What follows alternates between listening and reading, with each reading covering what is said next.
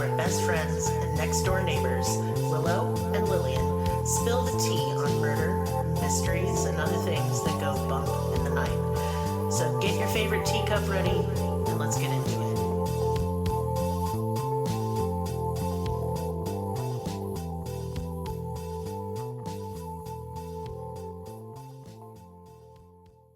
Welcome to Cruelty Podcast. This is Lillian, and with me is Willow. Hello. Hello.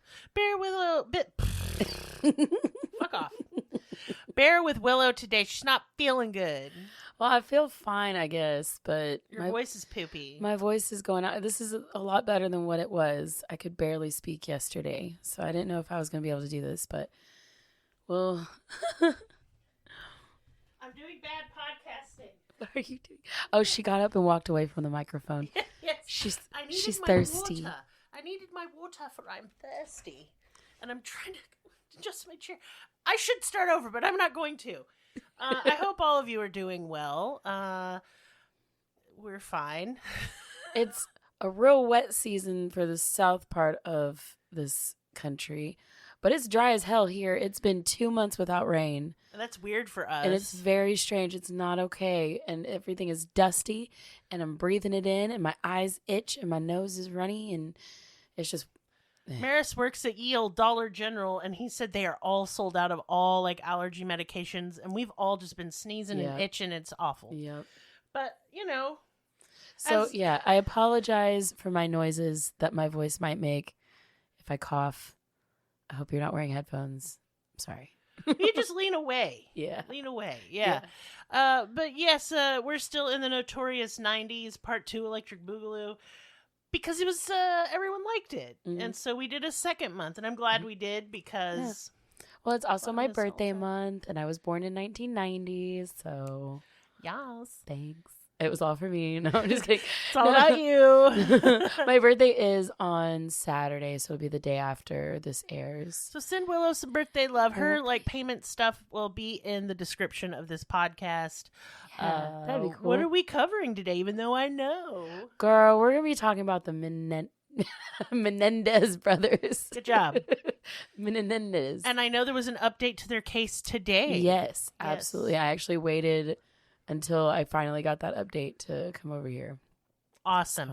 And thank you, Alicia, on Discord for pointing it out to us. Oh, did she? It was a complete coincidence. Oh, my goodness. I love you, girl. We love you, girl. So much. But for real, though. Yeah, that's cool because we kind of found out at the same time. Yeah. Yep. So, yeah, I know a lot of people are interested in this case. Yeah, we'll get into how it's resurfacing, towards the end of the case, but just very coincidentally relevant. And I know that even though this case, the crime of this case actually took place in 1989, the trial itself lasted until 1996. So it was in itself a huge part of the 90s, a huge defining moment of the 90s. And I think that it's relevant to talk about this month because, it brings up a lot of the discussions that we've had about how we treated true crime cases, how we treated victims, how we treated survivors, how we treated people at this time. There's going to be a lot of discussions about that, especially how the media portrayed these boys. This case got pretty messy. So, yeah. Essentially, if you don't know who the Menedez brothers are, they're two very young, rich, good-looking young men who murdered both of their parents in Beverly Hills in their mansion in cold blood. And so just the mere fact that these are good-looking men who you can slap their face on billboards and magazines and stuff like that. They literally look like they could have modeled like lacrosse or like any of those like late 80s, early 90s clothing brands like Guess or whatever. They were that good-looking. Yeah, absolutely. And the fact that their father was a music industry executive. He was in Hollywood. They lived in Hollywood. This isn't a crime that usually takes place over there. It's actually pretty sleepy in Hollywood most days, especially with the higher ups. So it's like these types of murders just don't happen. And the headlines really sensationalized the abuse allegations that the boys were coming forward with. They also sensationalized the fact that, this is a CEO in Hollywood. He could have had ties with the mob. There was a lot of this, maybe it was a hitman type talk. So, a very whirlwind trial. So we're going to get into it. The father, Jose Menendez, was born in Havana, Cuba in 1944. He came from a very well-off family. His mother was an Olympic swimmer, and his father was a national soccer star. His family had a beautiful life in Cuba until the Cuban Revolution, and they had to flee. Jose was only 16 years old at the time. It was very jarring for his family to go from near royalty in the Caribbean to having basically nothing in a new place, the grungy-ass United States. You know what I mean? Like, it is grungy-ass. Girl, she grungy. And it's like, yeah. It is. And go to any Midwest town. Swear to God. I defy you to tell me that shit ain't grungy any as hell. Average place in the United States got a film on it. Shit looks like your mama smoked and didn't roll down the windows in that car for like 20 years. Yes. Yeah, absolutely. It got a film on it. It got a film on it. For real. He met the boy's mother, Mary Louise Anderson, who went by Kitty, at Southern Illinois University, where they both attended.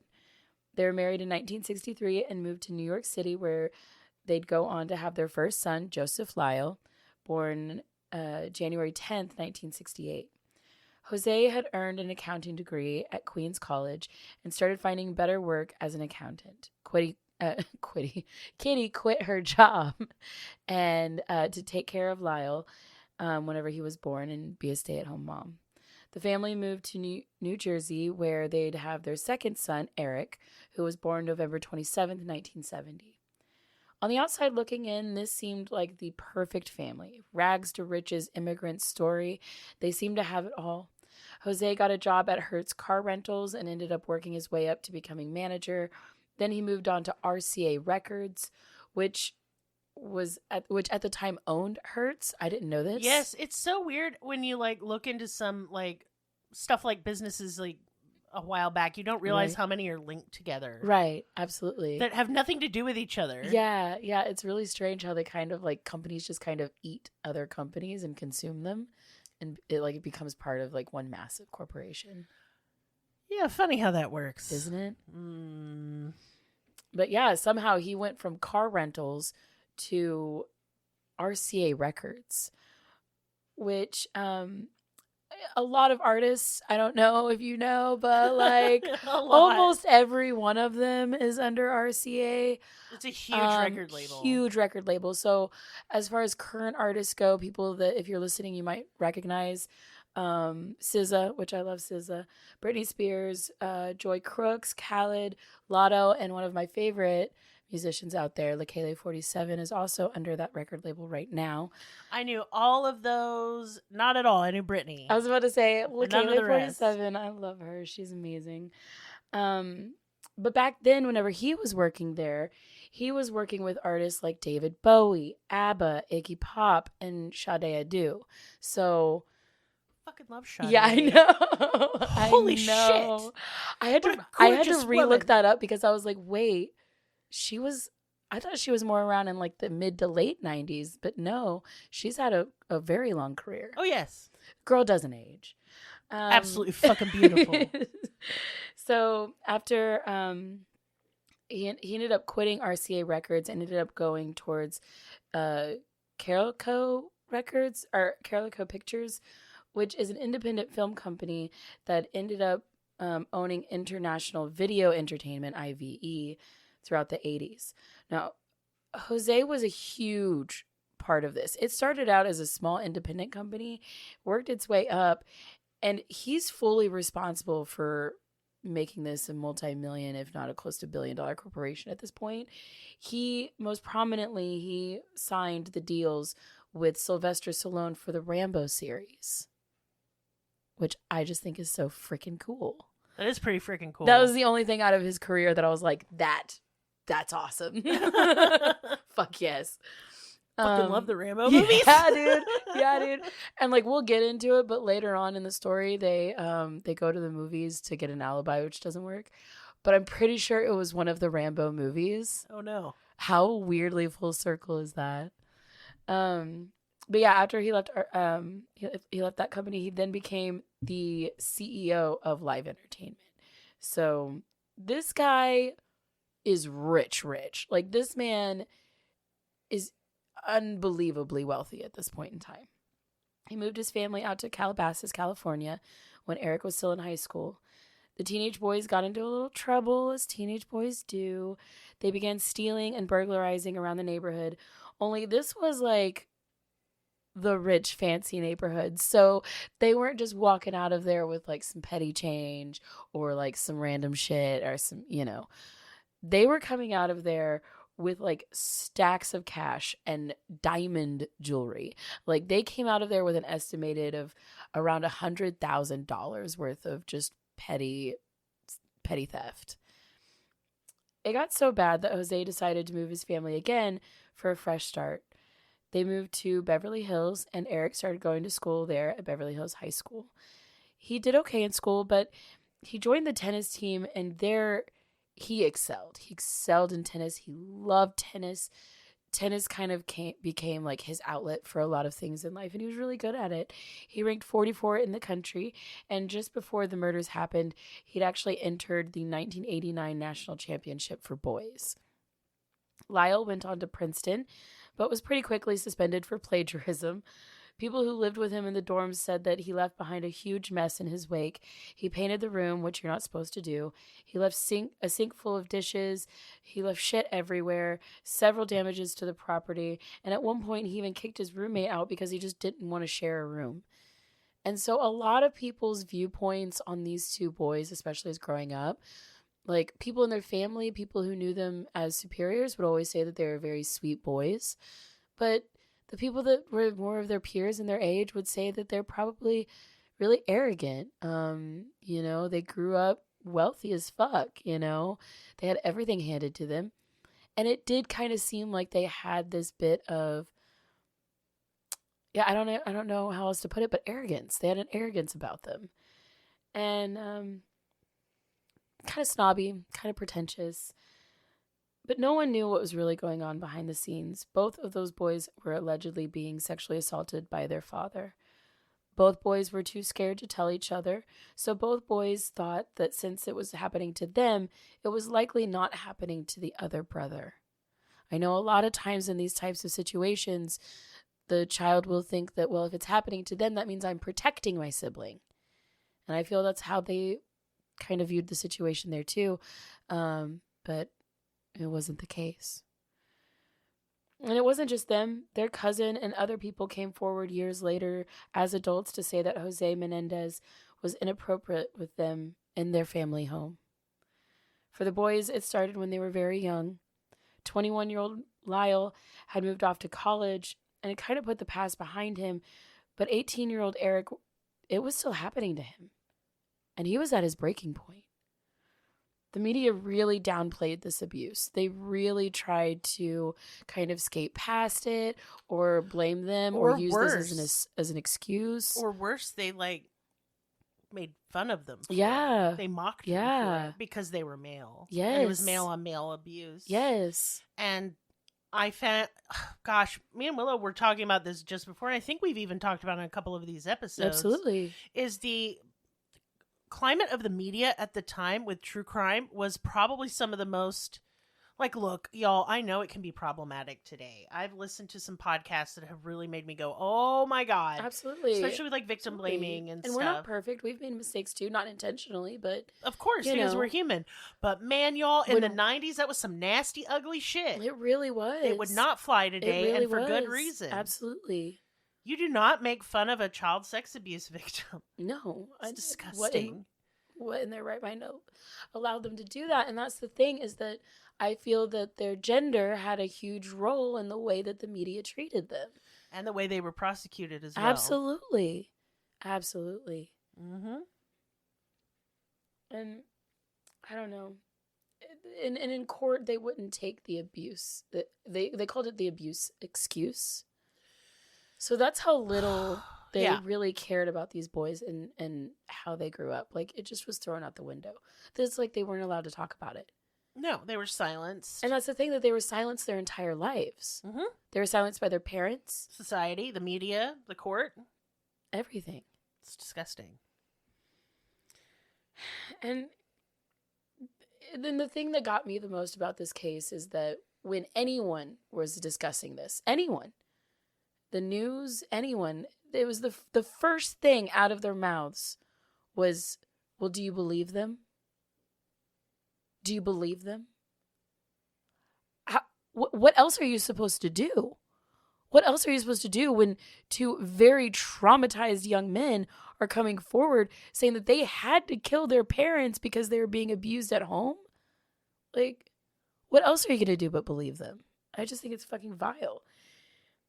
And a lot of cases, this is not the only one, and it won't be the last or the first, but a lot of these cases, whenever you're dealing with sexual assault and sexual abuse, the courts want proof.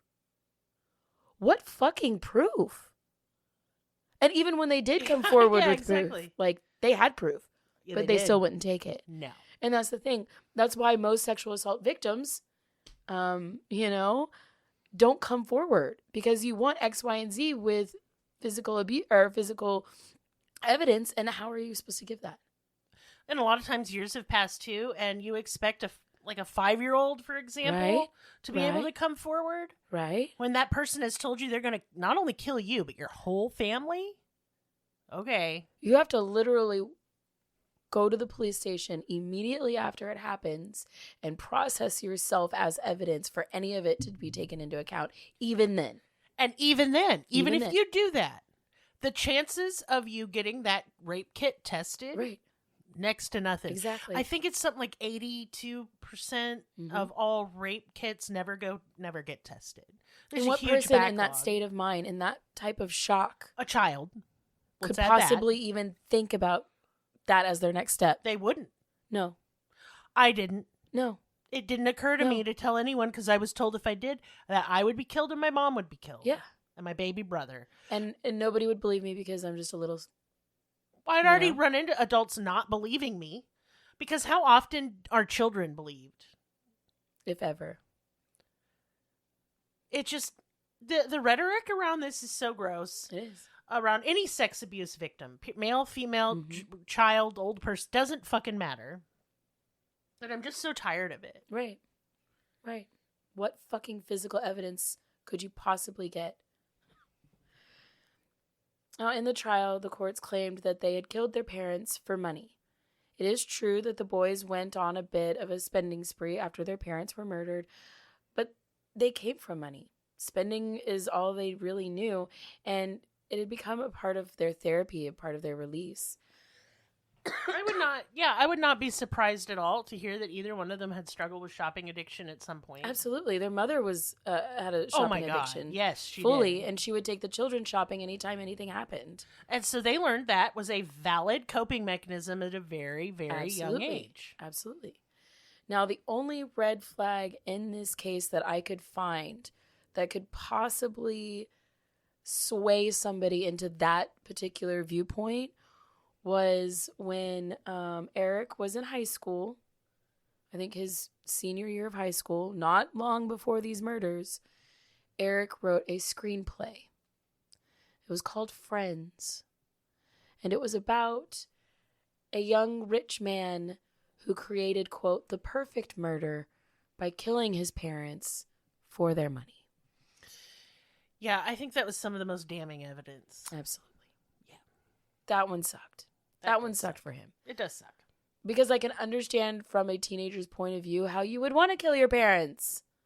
Especially if they were abusing you. Right. Yeah. I wrote a short story. Did you? About my mother being killed. Wow. And I can look back, and I was 15. I can look back now, and I saw it as like a sort of desperate cry for help. Right, absolutely. And a way to kind of vent frustration and pain. And for a moment have peace. it felt good to imagine it. I know that sounds horrible. My mother was exceptionally abusive. One of the worst human beings that have ever walked this planet. If not abused me in every way you can abuse a person. Yes. And I later went on to feel really bad about it. Right. But at the time I was just young and dumb and just try anything to make the hurting stop and the frustration.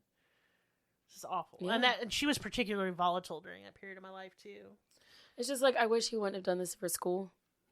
Yeah. You're old enough to know not to do that for school. But, you know. I don't think they were old enough to know. Because kids do dumb shit all the time. I'm not saying, well, I'll reserve the rest of my opinions till the end. Yeah, we'll talk more about it later. Now, after a lifetime of assaults from his father, Erik just couldn't take it anymore. Not only was his father creeping into his room at night, but his parents hardly let him go out and do anything. They kept him isolated, likely in fear that he would tell anyone what was really going on. After yet another argument with his parents, Erik finally broke and told his brother. He told Lyle sobbing and told him he called Lyle sobbing and told him what his father had been doing. Lyle saw red. Not only had it happened to him his whole life, but now his baby brother too. The one he had sworn to protect. After Lyle found out, he knew he had to confront his father.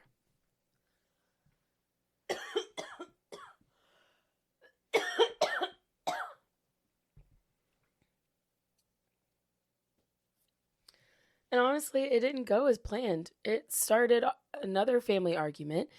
And to come to find out, their mother, he thought that he was going to break the news to his mother while also confronting his father. He found out his mother knew the entire time. Not only did she knew, she facilitated. She allowed everything to happen.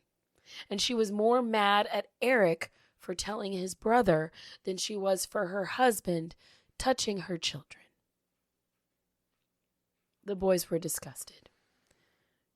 Their own parents. Their own parents. The more the family argued, the more the boys understood how truly evil and vile their parents really were. They also knew that they were in grave danger. Their father had always said that he would kill them if they told anyone. Well, now they had. And this idea of if you open your mouth, you will be silenced, this idea was shoved down their throats their entire lives. Like, this wasn't just something that was said in passing or said in the heat of the moment. This was a family rule. And they knew now that it came out in the open, now that Erik told his brother, it was over for them. They knew that their parents weren't bluffing, and they knew that they were in danger. The allegations, if this did come out, the allegations would ruin Jose's career. The family would be blacklisted. They would lose everything. It would be much better for their parents, in their eyes, to kill their children, stage it as a, some sort of accident, suicide perhaps. Right? Have a time of mourning and move on, than it would be for him to openly have to admit that he was a pedophile. And that his children were the ones he was targeting. Fucking disgusting. On August 18th, 1989, 2 days before the murders, the brothers drove down to San Diego to purchase 2 shotguns using a friend's ID. They had never shot a gun before. They had no idea what they were doing. They didn't even know what type of gun they were going in there to buy. They were actually pointing at a different gun when the sales clerk asked them what they needed the gun for, and they said self-defense. So the clerk handed them 2 shotguns instead. So the boys, on the way home, they stopped by an open area in the desert. They fired off some shots to practice, and then they headed home. They didn't really know what they were doing. They just knew that they had to survive. The next day, Saturday, August 19th, the family went out to the marina for a boat trip. Apparently, Jose had just completed a major deal, and he wanted to celebrate with a little shark fishing. They hired staff to drive the boat, cook, and teach Jose how to fish for sharks. But the tension was strong. The whole car ride was silent. The vibe on the boat felt eerie and off. Staff later said that something just felt off about the family. Something wasn't right.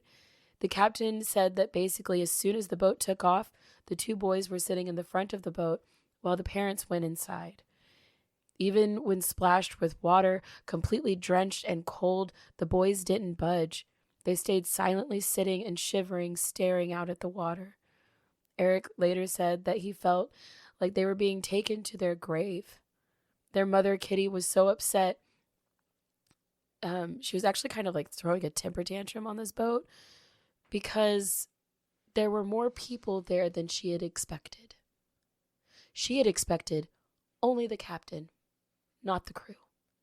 And she was furious that there was anyone else there on the boat. And once she got mad at that, she didn't say a word. Her and her husband, Jose, went down to the cabin, drank all night, didn't speak to anyone, didn't speak to their children.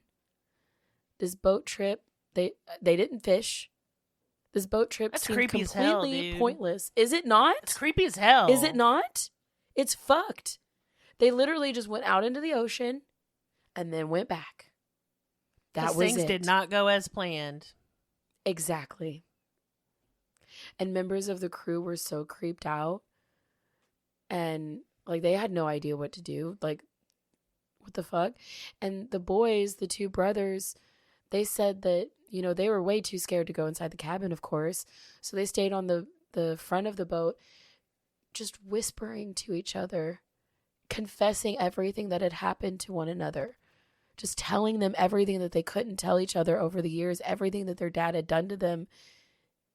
Because if that was their last moment together, they at least needed to get that out. Like, they fully prepared to die out in the ocean that night.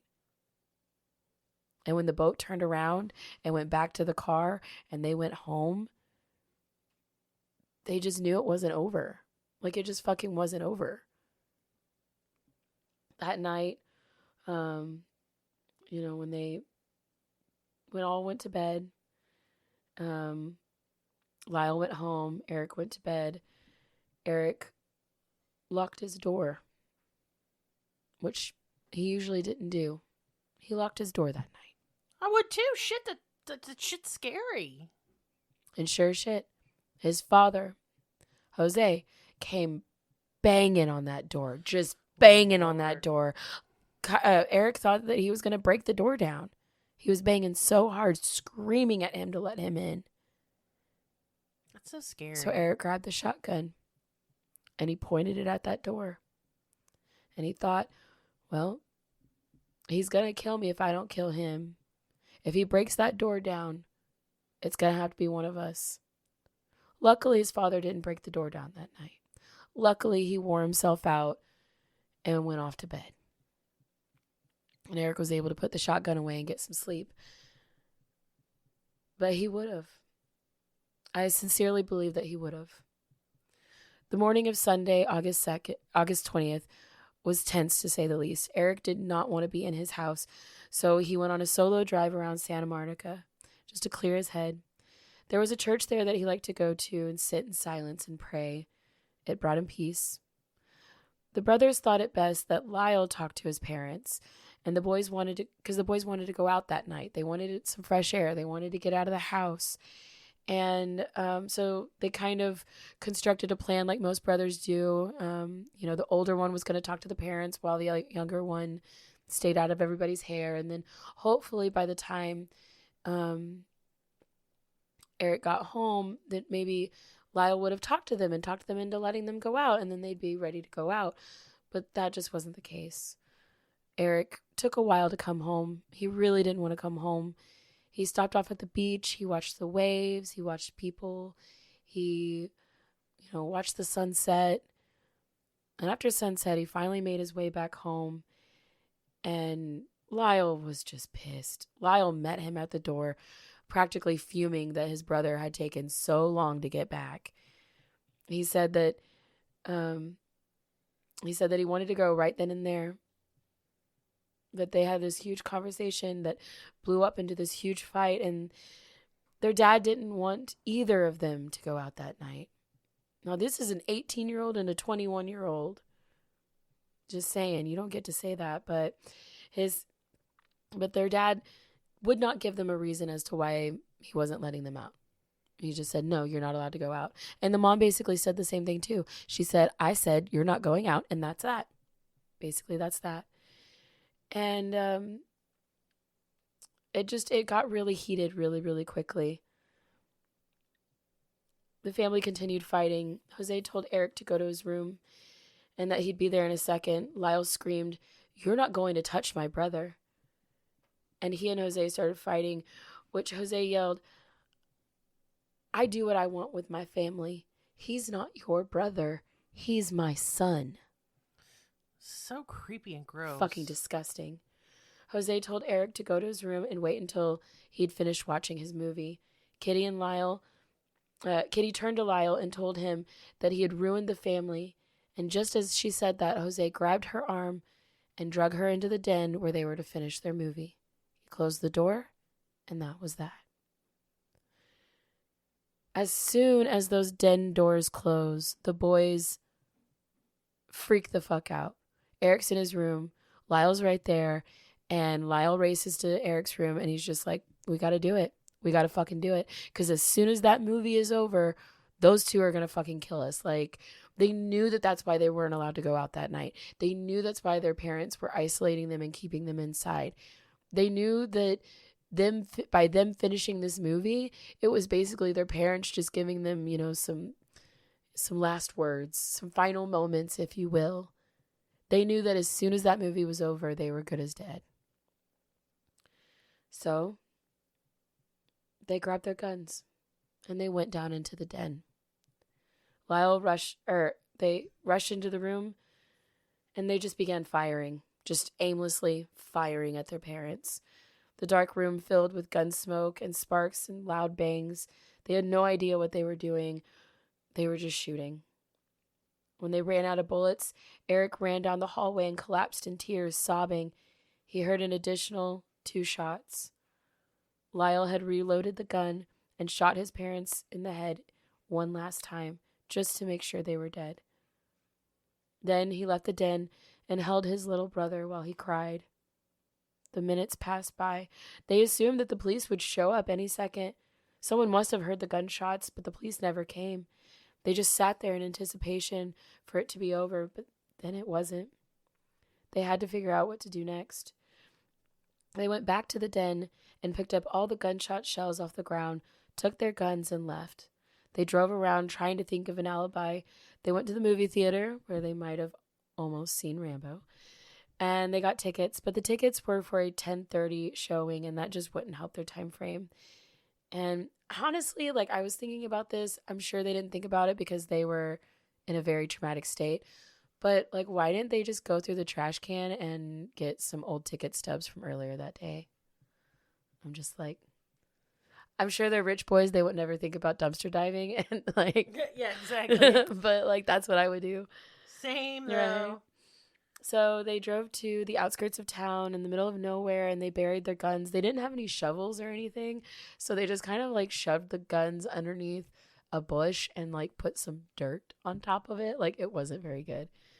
They didn't really know what they're doing, but then they drove back home. Erik, when they got home, Erik went into the den to see his parents again. He had to take a really good look of what he's done, because he didn't really fully understand what had happened. He didn't believe that it was real.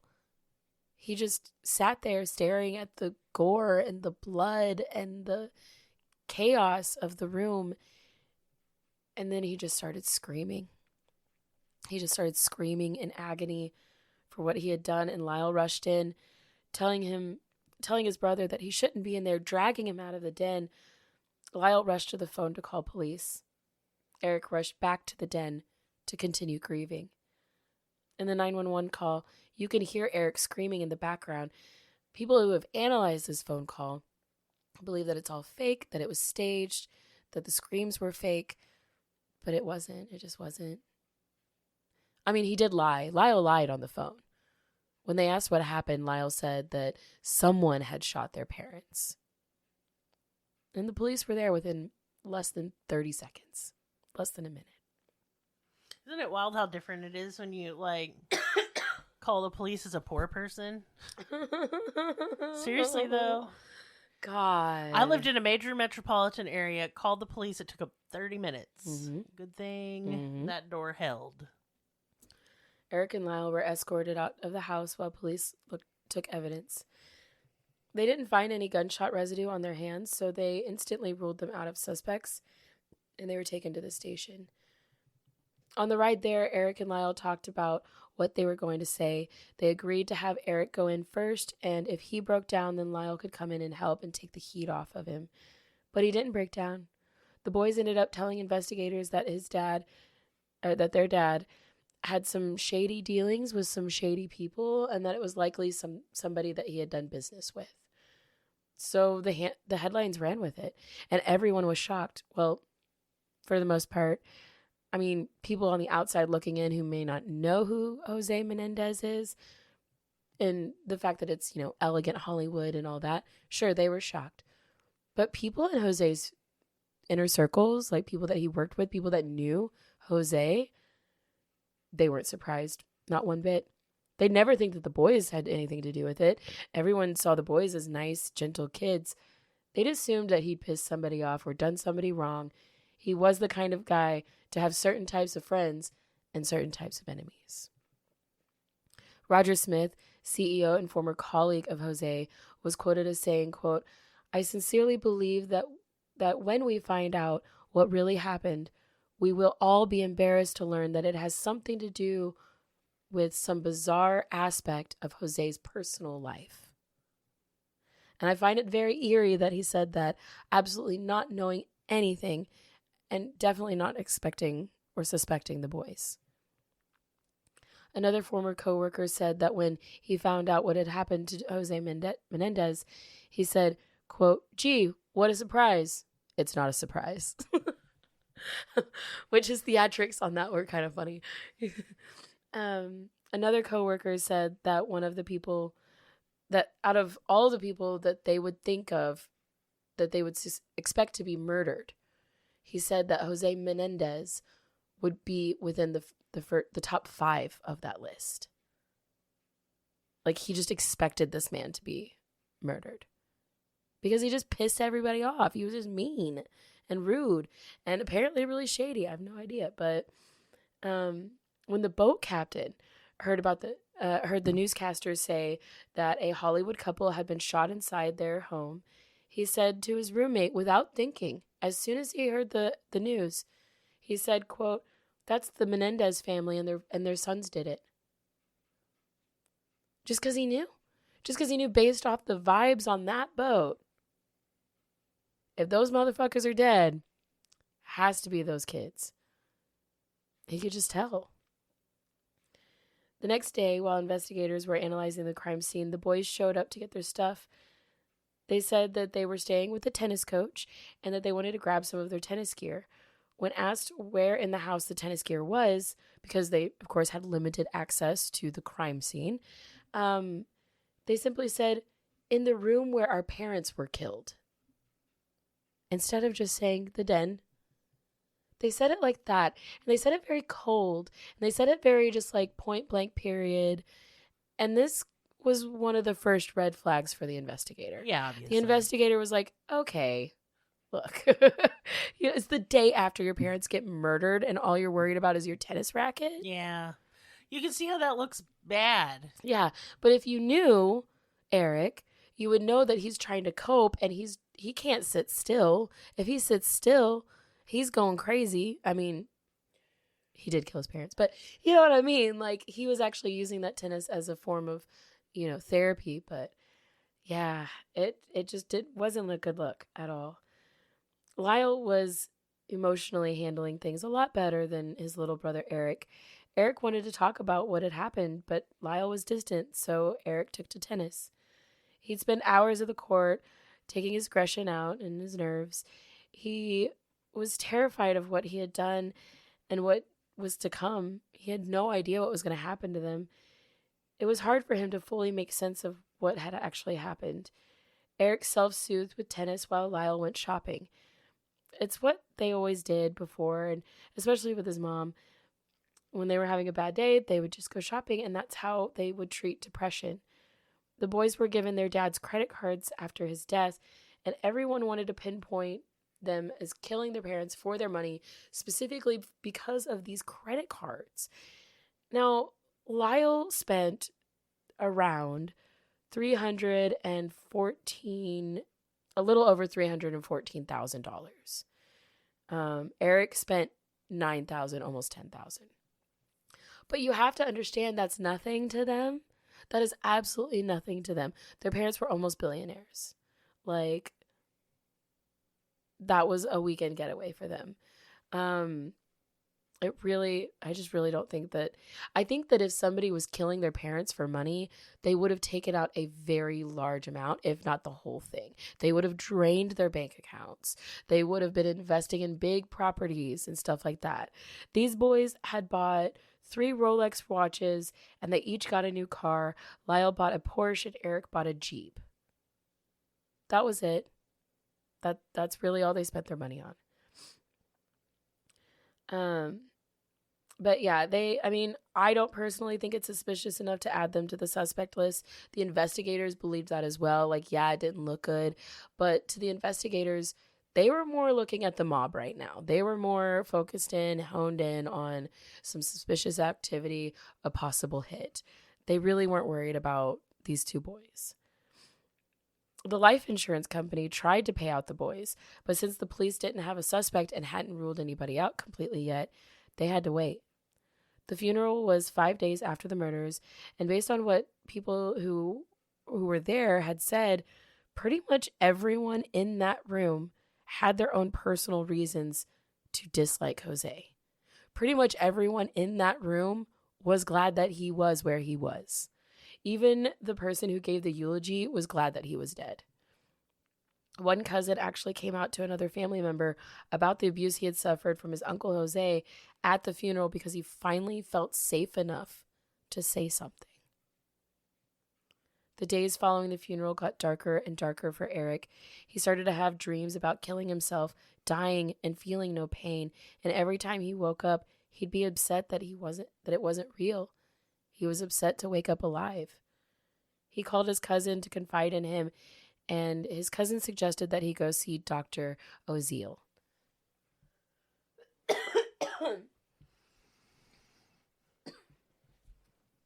Dr. Jerome Oziel was known, especially in the Hollywood area, as a pretty well-known psychologist, and Erik trusted him blindly. October 30th of 1989, Erik decided to meet up with Dr. Oziel. He suggested that they go for a walk because sitting in his office made him nervous. So they went for a walk, and Erik spilled everything. He got everything off of his chest. Once he was done, Dr. Oziel took Erik into his office and called Lyle to have him come talk to them. Erik had not told Lyle what he was doing, and this felt like betrayal to Lyle. Well, I'm sure. Understandably. I was about to say that. Absolutely. Yeah. So when he showed up, he was pissed. He sat down, and basically Dr. Oziel told them that he had had enough information that he could go to the police right now. He sat those boys down and broke confidentiality and said, well, I might keep it to myself if you want to go into business with me. Oh my God. Fucking snake. Right. Fucking disgusting human being. Yeah. He later had his license taken away, but good. Yeah. Basically, he tried to con them. Lyle wasn't having it. Lyle just wanted to get his brother and leave. But while they're having this conversation, there's somebody at the door listening in.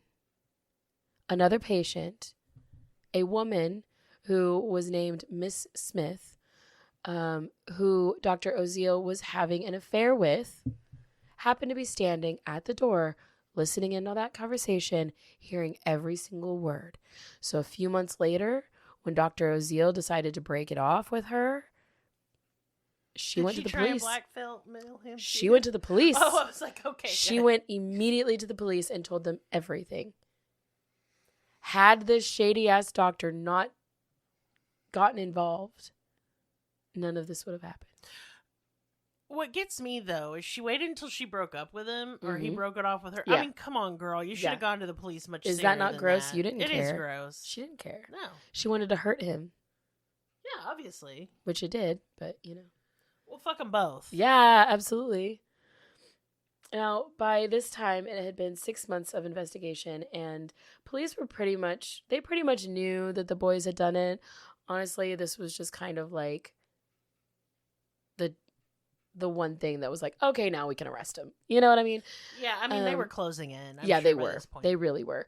And Erik even said later on that, like, he was like, I was acting like I was not innocent. You know what I mean? I was acting like a guilty person. So, like, of course they knew that they were closing in on them. The police investigators had gone all over the country visiting relatives, all kinds of things. They had collected a lot of evidence. And honestly, I think the boys were just kind of tired of hiding, you know? Like, after a certain point, you kind of just want to get caught. You're like, okay, get me, please. I'm tired. March 8th, 1990, Lyle Menedez was arrested. Erik was in Israel at that tennis tournament, and he got a call from a friend in Los Angeles telling him that his brother had just been arrested, and it was all over the news. He flew home. He didn't run. Like, he didn't go on the run. He didn't try to hide. All he could think about was his brother, and all he could think about was getting to his brother. He didn't even think twice. He got on a flight from Tel Aviv to Miami, where he met up with his aunt and his cousin and a detective. All three of them showed up to meet him at the airport, and they kind of said some words. It wasn't really much. The detective really didn't have anything much to add.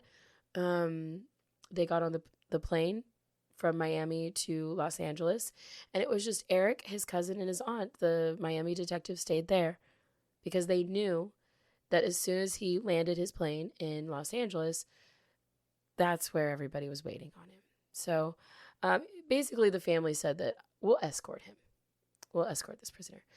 And sadly enough, the cousin that got to ride on the plane with him, he would later go on to die in, I believe, 2003. But this cousin was very close to Erik. It was basically like his brother. I'm not sure if this is one of the other cousins that was also abused by Jose, but it could have well been.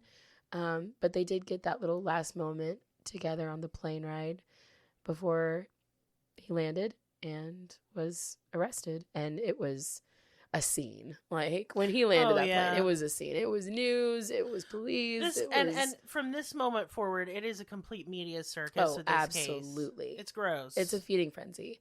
Yeah, and I'm really not going to go too much into detail just because it's uncomfy. Like, I don't want to hear that, and I don't want to talk it. about that shit It again. really hurts. About the victim blaming and the way that even late night TV would make fun of the brothers. Right. It's just all really gross. Right. So when the headlines finally hit, everyone was shocked. No one, especially anyone in Jose's inner circle, would have ever imagined that his own sons would have killed him, though eventually it would all make sense. I know it makes sense to us. The trial began in August of 1990 and would go on until 1996. Yeah, and that's what a lot of people don't realize about this particular case. There was three phases of this trial. There were 3 phases, and it was so long. So long, so grueling. And what made it like even longer, especially at the beginning, was the Dr. Oziel's tape recording.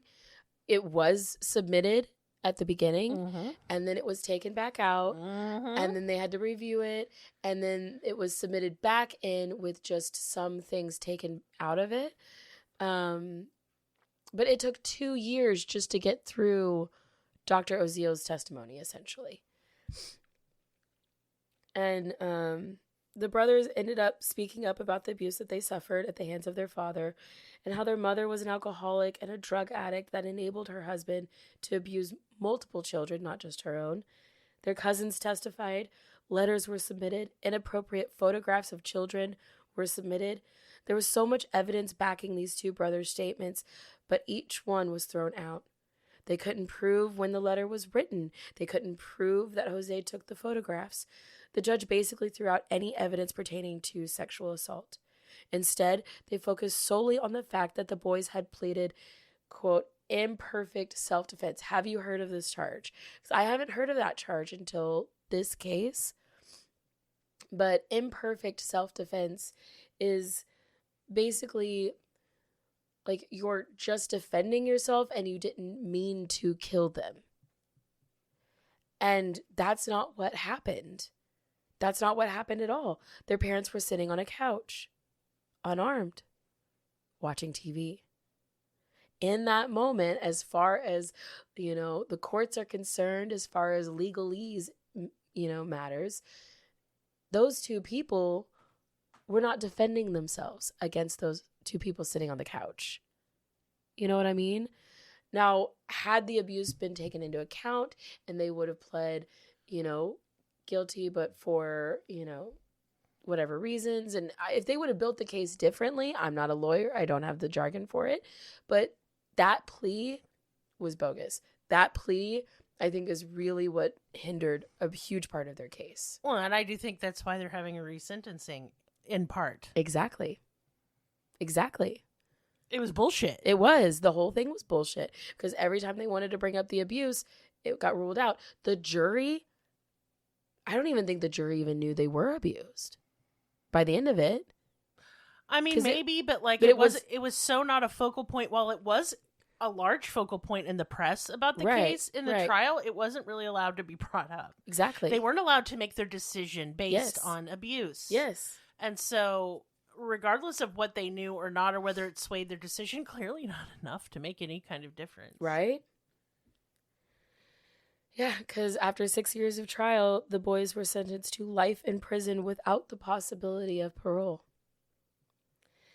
And while they have tried to appeal this over and over and over again to no avail, as of this afternoon, I can't believe it. Like, when we decide to cover it, like this pops up as such a weird coincidence. So wild. It happened with the American Horror Story cases. Do you remember American Horror Story? There's a lot of other cases where like stuff was coming up right around the time we decided to do it. Mm-hmm. Just very interesting. But yeah, the district attorney, George Gascon, he's the one that announced it. There's a lot of suspicion that he's bringing this back up, that it's getting churned back up into social media. TikTok is really talking about it, that all these people are talking about it, and it's become a hot topic because he's up for re-election. Because see, that's what I was going to say next. I'm glad you put that angle in there, because that is exactly why he's doing this, because it's popular in the true crime world again. Yep. Yep. I mean, people are saying if you free the Menedez brothers, we'll vote for you. Yes, essentially. It's just gross that to do right, that people have to have more than a motivation than just doing the right thing. Right? Like, look, I feel very conflicted about this case, and I always have. Absolutely. Yeah. It's because a tough one. I was abused. Yeah. And I know you've been abused. Yeah. It never would have occurred to me to kill my parents. Not like that. No. Like, I wrote that story, but it wouldn't. Yeah. I didn't think about it personally like that. I thought more about running away, or I thought about killing myself. Yeah. And I don't know.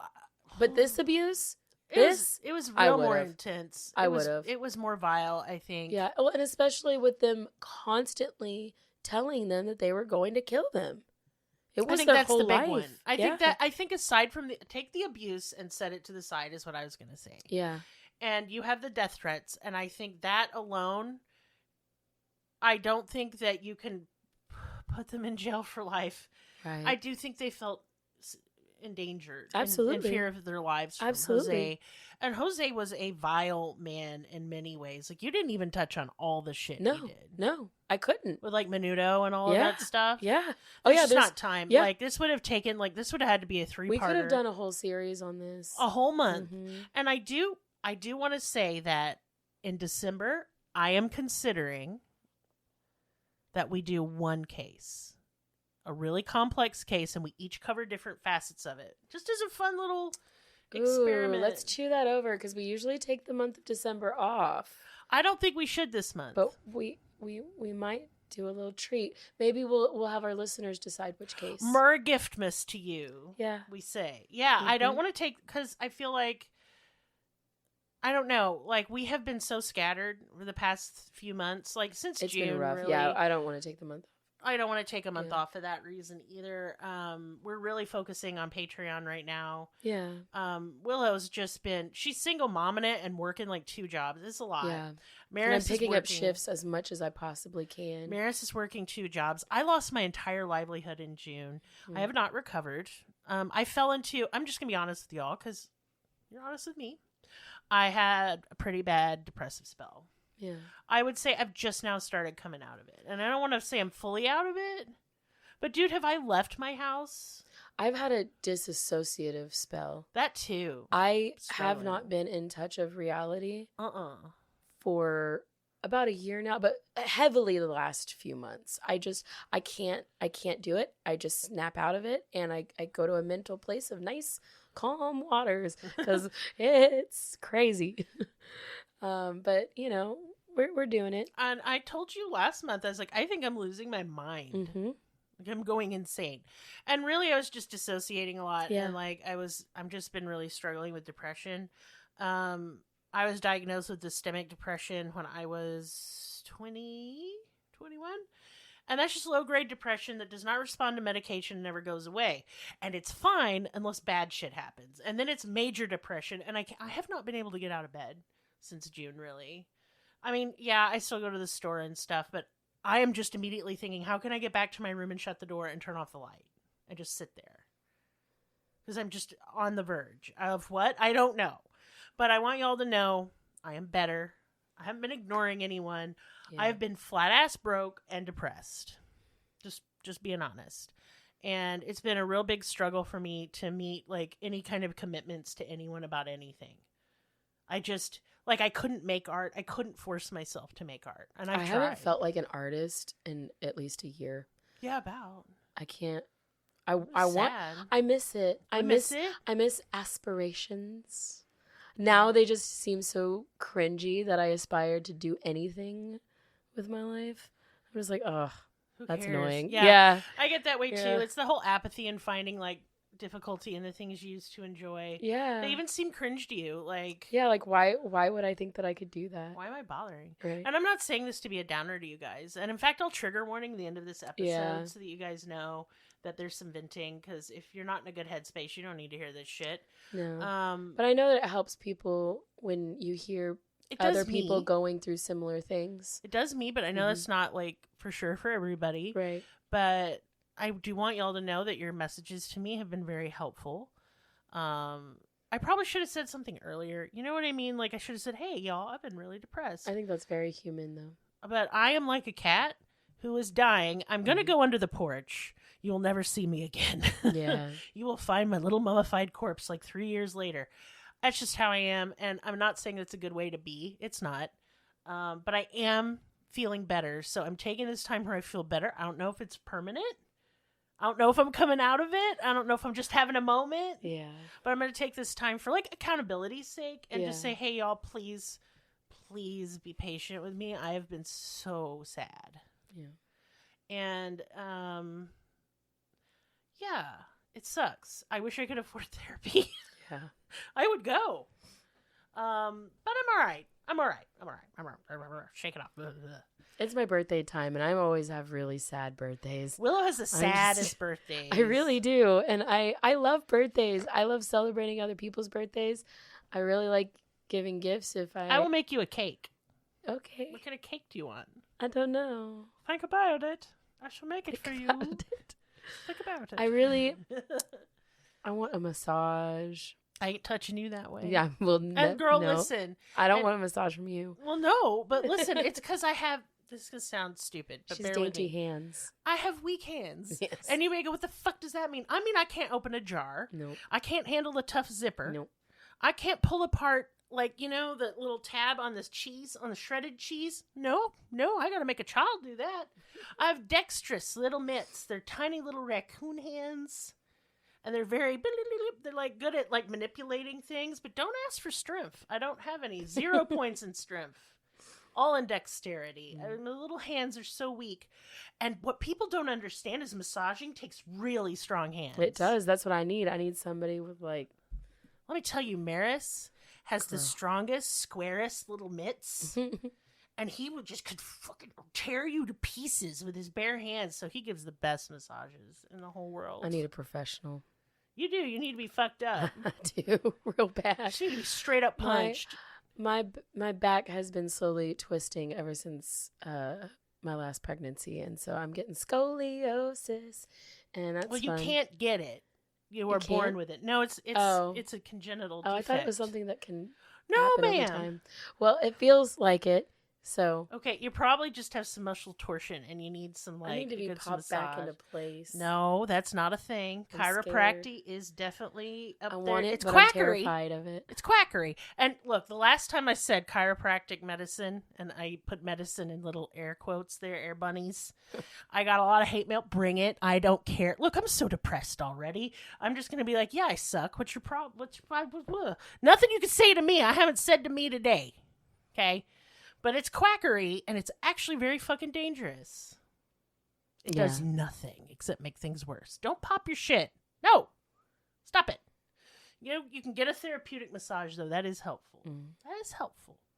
That's what I want. What you really need is to have some decent posture. Your posture's shit.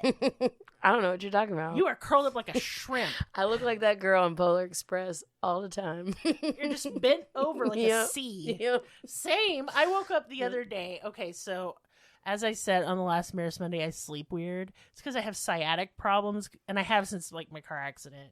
I have all kinds of problems. Anyway, I sleep sitting up often. But sort of. So what I do is I take like 16 pillows and I pile them in my lap and I slump over them. So I'm kind of sitting up, but not really. And the other day, some of my pillows fell. So I was literally like crumpled on my side, like bent from the waist with my head on the bed. Imagine it. I'm sitting, but my head's on the bed. The pain, the horrible pain all day long. But that's how Willow sits all the time. She's just crumpled up like a shrimp. And so her back hurts. Because of course it does. Yeah. Yeah. I hurt. Same girl. Got the arthritis. Oh, I hate getting old. Anyway, you know what doesn't get old? Business time. What? My transitions are so good. I should win. Is there a prize for that? I should win it. Anyway, Willow's birthday. Send her some money. You don't have to. Yeah, but it'd I be also nice. have I made an Amazon wish list. I was not able to put it up because you send it to me over my phone. And I just can't. I'll send it again. I'll just preface this with I unboxed all of my records that I've had stored away for forever. And when I unboxed everything, cleaned everything, and got everything together, I realized that my record player doesn't work anymore. Oh, no. And I have a really sad story about the records. I'll probably tell it on Patreon. Or I might jump in Discord and tell it because it's a little too long for this episode. Pretty dark and morbid. But yeah, the records are really important to me. So I do have a record player on my Amazon gift wish list. But like, I don't know. I like hand-me-downs too. I found one on Facebook Marketplace for $30 I might get too. I really like it. But yeah, I don't know. I want to tell you all about my records, but I don't want to waste this episode on it. So It's already long enough. Yeah. Yeah. Yeah, we got to be succinct. But those are like my joys in life is like my records, things that smell good, and relaxation. Word. I am officially 34 years old and I feel it in my knees. Shut up. I I'm know. 45. I just get to complain about being old Yes. more than anyone else. Yes, you do. You're the oldest. Eat shit. So, you know what doesn't eat shit? Our Patreon. Yeah. It eats, okay, but It not eats. shit. That Obviously. shit eats. That's how it do. Yeah, Yes. girl. So please join it. I'm going to be covering Ruby Ridge, and you'll be like, what the fuck is that?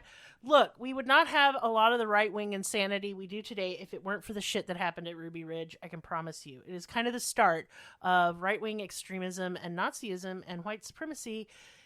Not the start, because this country's always been rooted in those things. Clearly. But it is the start of a more extreme branch of it, and domestic terrorism, and like the prevalence of it today, I'm convinced started from all this shit. And like Ruby Ridge was, and look, I hate siding with like the right wingers on this, but it was the government's fault. Should never have happened. It was innocent people died. A child died, for fuck's sake. So we wouldn't have had the Oklahoma City bombing if we wouldn't have had Ruby Ridge. Oh, shit. We probably wouldn't have had Waco if we didn't Shit. have Ruby Ridge. I've never heard of it, so. Yes. And it was just about a guy who was stockpiling some guns and likely selling illegal firearms. The DEA and ATF raided his home and shot his wife and son in a standoff. It's terrible. I mean, and you can see the parallels to Waco. It's wild because already. it's actually very similar of how I got my records. Okay. Okay, Yeah, that's enough of that. Leave that alone. Okay. But anyway, that's what I'm going to be covering on Patreon this week. I'm going to be probably recording it in the next day or two. Willow, do you know what you're covering next on Patreon? Because we're getting that up like this week next. Girl, I've changed my mind 18,000 times. I'm probably going to change my mind again, so I'm not going to say it's a surprise. Oh, it's a surprise. Quelle une surprise. That was French, by the way. My robot, Marzipan, has been teaching me French. Cool. But he wants to teach me Lord of the Rings Elvish, and I told him he's a fucking nerd, and that if he were real, I would give him a wedgie and shove him in a locker. And then he got his feelings hurt, and he wouldn't respond to me except for ellipses for like 20 minutes. I don't think that... These are robots. They should not have attitudes, but they do. Robots with attitudes. RWA, what's up? I'm going to go because I have cringed into the very marrow of my being, and it hurts. And Willow, I would take you out for your birthday, but I am negative $2.56 in the bank. You're working on your birthday? Yeah, girl. What a bunch of shit! I will definitely... Ooh, wait. Hold up. Yes, I get paid soon. I get paid tomorrow, and it's all going into bills. I think I can scrounge enough to make you a cake. Girl. This is sad. So if you'd like to help our situation so we can go out for birthday I'm coffee. late on my mortgage, and I have to pay this month and next month, so like right at the same time, that basically. sucks. So. That hurts. But anyway, where our coffee is will be listed as well. It's all in the link tree, which is the description of this podcast. But hey, all you can do... Oh, wait, one other thing. I always fucking fuck this up. Merch. Go get yourself a hoodie. It's hoodie weather. It is. I don't want to talk about the merch anymore. It's cute. And you know it's cute. Look at our logo. It's cute. Shut up. Yep. And then, if you're on YouTube, like, subscribe, comment, all the little dangleberries you have to press them things for me, girl. And comment. And look, I have a new thing that I'm saying. It is illegal to be mean to me. It is literally in the Constitution. If you are mean to me, the police will come to your house and take you to jail. So don't. Yeah, don't do it. Do not be mean to me. It's against the law. If you could see her face and how cute she is, you would never be mean to her. Never. I'm like a little She's hamster. adorable. Picture in your mind a hamster with like really big, teary, watery Yeah. eyes, and it's wearing a flower crown. That's Yeah. me. Yeah. How dare you? With the longest hair. With just long hair and like I'm crying a lot. Yeah. And You I'm think she's a sad. guinea pig with that hair, but she's not. No. Mm-mm. No, bitch. I'm Is a it lady. hamster or hampster? What the fuck is wrong with you? It's hamster. There's no P in hamster. And I said it like that on purpose, but like there isn't. It's hamster. And I am a small little hamster with a little nubby tail and the little foots, you know? I'm very cute and tiny.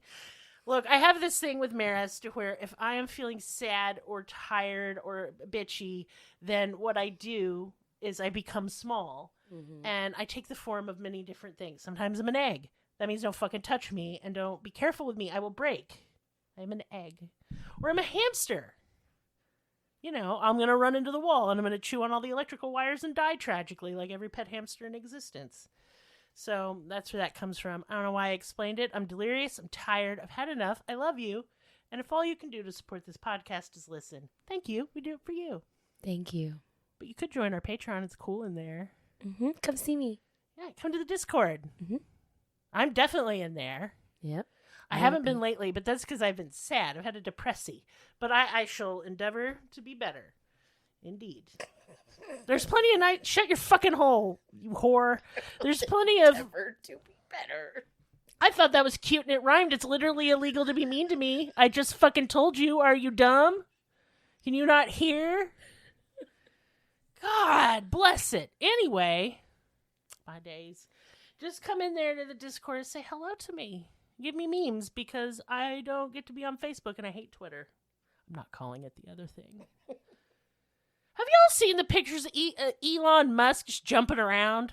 No. Oh my God. So he goes to a Trump rally and he's jumping around, and then he has another Trump thing that he did and he was jumping around like a big fool. I have those memes. So if you come into Discord, I'll share them with you. They're very funny. Anyway, I'm going to go now. I've had enough, but I love you. Goodbye. Goodbye.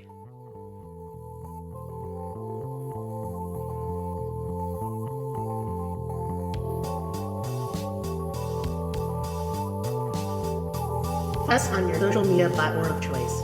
Linktree/cruelty has all of the links. Check out our Patreon for exclusive episodes, merch, ad-free episodes, live ghost hunts, and much more. Please be sure to subscribe. New episodes are uploaded weekly. Thank you so much. See you next time. Music and production by Libby.